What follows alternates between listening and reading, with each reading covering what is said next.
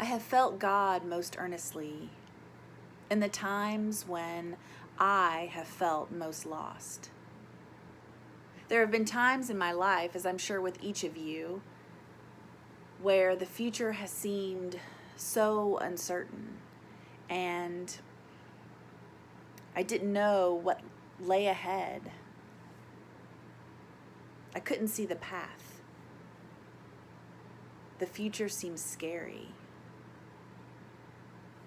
One of these times that I remember feeling this way was right after I graduated from college. I had no plans. I didn't know what I was going to do, what was next. Everything was so uncertain, and I just felt lost. That summer, I was working as the assistant director at Passport Youth Camps, and my days were full of laughter and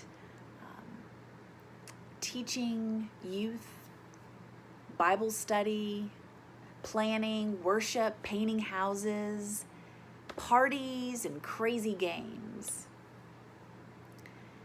But after curfew and all the youth were in bed and the quiet descended on the camp, I was overcome with that sense of being lost.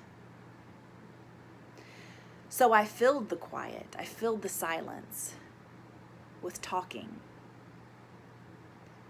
I literally talked out loud to God.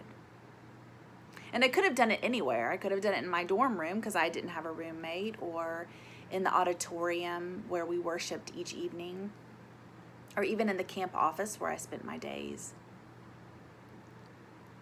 But where I felt God listening most intently was out behind our lodging, on the bridge that crossed over a pond that was surrounded by trees and wildflowers.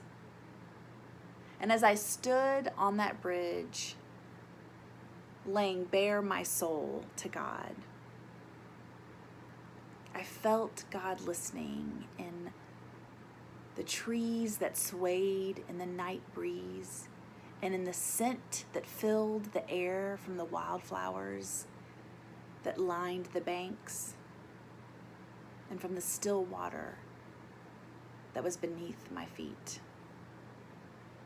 And I talked out loud to God and told God about my fears and my worries, how uncertain I was. And I felt God listen. And when I got to the point where I was empty, I had no more words left, I would say goodbye and good night and head back to my room.